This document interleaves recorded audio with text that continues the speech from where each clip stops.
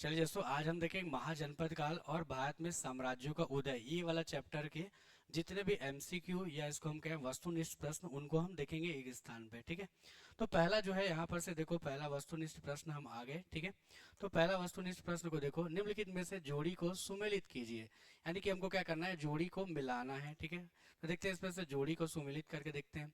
तो देखो, पहला है अंग। अंग महाजनपद की जो राजधानी थी वो थी चंपा।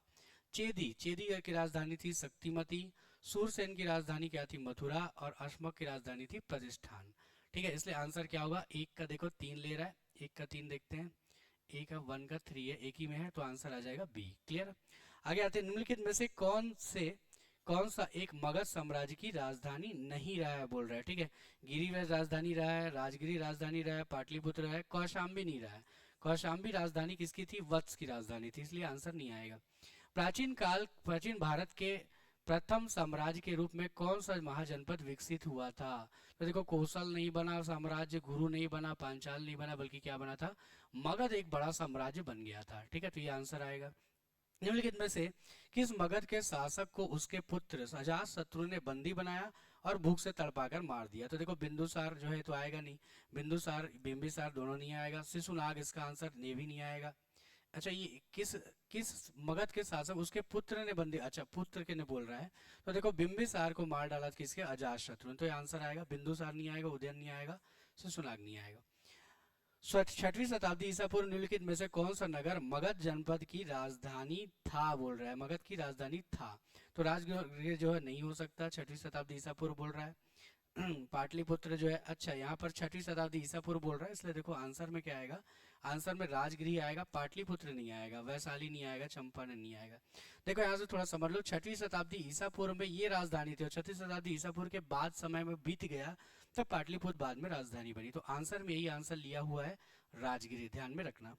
आगे आते हैं, इसके बाद फिर देखो, छठ ईसा पूर्व छठी शताब्दी में सुक्तिमती नगर निम्नलिखित में से किस महाजनपद की राजधानी था। देखो, चेदी महाजनपद की राजधानी था, कंबोज नहीं था, वत्स नहीं था, सूरसेन नहीं था। आगे, और निम्नलिखित में से मगध राजवंशों को कालक्रमानुसार व्यवस्थित कीजिए। तो मगध में सबसे पहला राजवंश किसने शासन किया, हर्यक वंश ने। दूसरे नंबर पर किसने किया है, शुंग वंश है, शुंग वंश ने नहीं किया। हर्यक वंश के बाद फिर हर्यक वंश के शिशुनाग आते हैं, शिशुनाग के बाद नंद वंश आते हैं, तो नंद दूसरे में आएगा। तीसरे नंबर पर मौर्य आएंगे, चौथे में फिर शुंग आए, लेकिन शुंगों ने कहाँ शासन नहीं किया, मगध में शासन नहीं किया, विदिशा शासन किया है। तो आंसर क्या होगा इसका, 4-1-3 आंसर होना चाहिए। ठीक है, 4-1-3, ठीक है, 4-1-3। अच्छा, इसमें क्रम ही पूछ दिया है, तो दो को भी आ जाएगा आखिर में, तो आंसर है बी। आगे, मध्य साम्राज्य की राजधानी पाटलिपुत्र के बारे में निम्नलिखित कर, में मध्य नहीं, एक्चुअल में ये मगध है। मगध साम्राज्य की राजधानी इनमें से कौन थी। देखो, पाटलिपुत्र में पूर्व में गंगा, गंगा नदी से उत्तर में चंपा नदी से घिरा हुआ, पाटलिपुत्र में गंगा नदी, पश्चिम में सोन नदी, ये दोनों नदियां हैं, है ना, गंगा नदी और सोम नदी से घिरा हुआ है। गंगा नदी पश्चिम की तरफ है, और गंगा नदी बोलता हूँ, उत्तर प्रदेश की तरफ कौन है, गंगा नदी है, ऐसे उत्तर की तरफ से आती है, और पश्चिम की तरफ से इधर से आती है कौन, सोन नदी। इन दोनों के बीच में कौन है, यहाँ पर पाटलिपुत्र। आगे आते हैं, इसमें आंसर इसलिए क्या हो जाएगा, बी है। आगे देखो, किस शासक ने पाटलिपुत्र में राजधानी की स्थापना की थी। तो राजधानी बनाया था किसने, तो यहाँ पर से देखो, राजधानी इस किसका रहा है, पाटलिपुत्र। ठीक है, तो देखो, अजात शत्रु का तो हो नहीं सकता, अजात शत्रु बहुत पहले आता है पाटलिपुत्र के बनने के पहले। ठीक है, तो यहाँ पर राजधानी की स्थापना कौन करेगा, ठीक है, तो यहाँ पर से देखो, चंद्रगुप्त करेगा, अशोक नहीं करेगा, कौटिल्य नहीं करेगा, चंद्रगुप्त द्वितीय नहीं करेगा। ठीक है, ये है इसका आंसर। आगे आते हैं, इसके बाद फिर देखो, प्राचीन भारत का कौन सा स्थान अवंती कहलाता था, अवंतिका कहलाता था। तो अवंतिका कौन कहलाता था, मालवा की राजधानी थी, या कहें कि अवंती की राजधानी उज्जैनी थी, मालवा एरिया है, तो ये वैशाली आंसर नहीं आएगा, बुंदेलखंड आंसर नहीं आएगा, इनमें से कोई नहीं आएगा। प्राचीन महाजनपद मगध की प्रथम राजधानी कौन सी थी, प्रथम राजधानी। ठीक है, तो पहले नंबर पर राजधानी, इस पे देखो, यहाँ पर महाजनपद किसकी, मगध की बोल रहा है।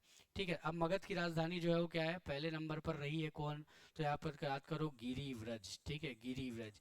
उसके बाद कौन आता है, राजगृह। ठीक है, उसके बाद कौन आएगा, पाटलिपुत्र। ठीक है, तो पाटलिपुत्र भी आंसर नहीं आ सकता, इसलिए इनमें से कोई नहीं आंसर आएगा।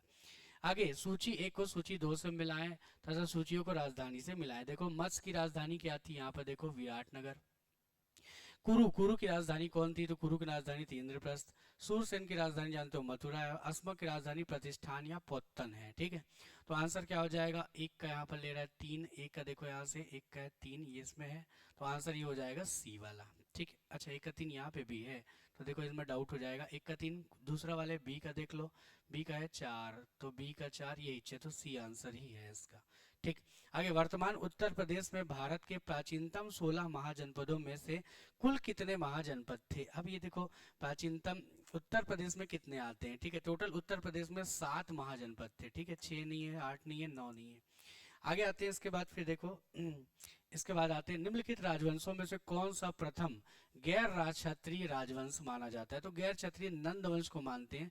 सुसनाग ब्राह्मण थे। हर्यक वंश जो है वो बौद्ध और जैन मानते थे। गुप्त जो है वो वैष्णव मानते थे। मौर्य जो है वो जैन भी मानते थे और बौद्ध भी मानते थे। लेकिन गैर क्षत्रिय जो किसी को कहा गया है तो नंदों को कहा गया। आगे, निम्नलिखित में से कौन सा सही सुमेलित नहीं है?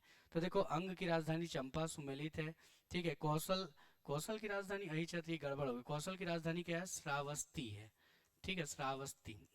श्रावस्ती राजधानी है। तो कौशाम्बी वत्स की राजधानी, बिल्कुल ठीक है। मत्स्य की राजधानी वागटक, ठीक है। तो आंसर क्या आएगा? बी आएगा, जो सुमिलित नहीं है, क्योंकि कौशल की राजधानी श्रावस्ती है। चंद्रप्रद्योत किस प्राचीन गणराज्य के राजा थे? चंद्रप्रद्योत, तो देखो चंद्रप्रद्योत राजा किसका रहा है? अवंती का। जिसने क्या किया हुआ था? जिसके इलाज के लिए भेजा था किसने? बिंबिसार ने भेजा हुआ था। किसको? अवंती भेजा हुआ था, किसको? है ना, अपने आयुर्वेदाचार्य को। तो काशी आएगा नहीं, अंग नहीं आएगा, वज्जी नहीं आएगा, राजधानी, है ना, यानी कि आंसर क्या आएगा? अवंती। छठी शताब्दी ईसा पूर्व के 16 महाजनपदों के विषय में निम्नलिखित में से किस बौद्ध ग्रंथ में सूचना मिलती है? तो देखो, बौद्ध ग्रंथ बोल रहा है, ठीक है। बौद्ध ग्रंथ तो त्रिपिटक में तो मिलती है, लेकिन त्रिपिटक का कौन सा हिस्सा?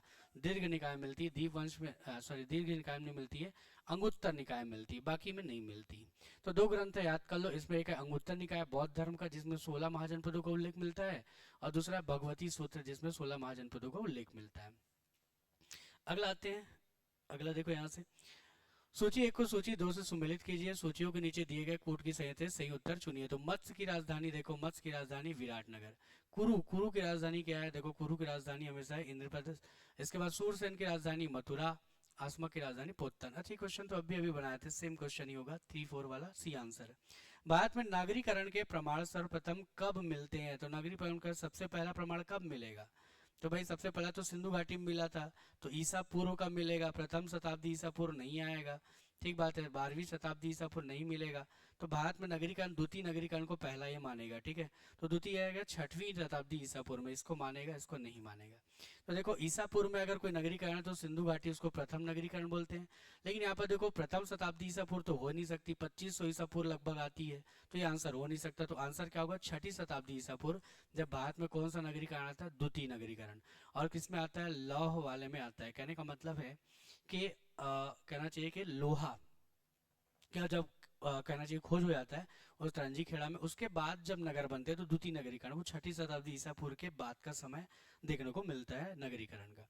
किस बौद्ध ग्रंथ में षोडश यानी कि क्या 16 महाजनपद का सर्वप्रथम उल्लेख मिलता है? तो देखो, इस क्वेश्चन है, अंगुत्तर निकाय में मिलता है, धर्म पिटक में नहीं मिलता, आर्य मंजूषी मूलकल में नहीं मिलता, दिव्यदान में नहीं मिलता। मगध साम्राज्य का शासक जरासंध निम्नलिखित में से किस वंश का था? तो जरासंध जो है वो वृहदरथ वंश मानते हैं, ठीक है। वृहदरथ एक राजा का भी नाम है, लेकिन आंसर में यही आंसर में लिया गया था बीएड एग्जाम में। तो हर्यक वंश का नहीं था, नंद वंश का नहीं था, मौर्य वंश का नहीं था, ठीक है। तो ये हो गया हमारा पूरा का पूरा कौन सा, हमने देखा मगध साम्राज्य का उदय और भारत में साम्राज्यों का उदय, इससे संबंधित जितने भी मल्टीपल चॉइस क्वेश्चन थे उसको, ठीक है। तो आशा करता हूँ पसंद आया होगा। मिलता हूँ नेक्स्ट वीडियो में, धन्यवाद।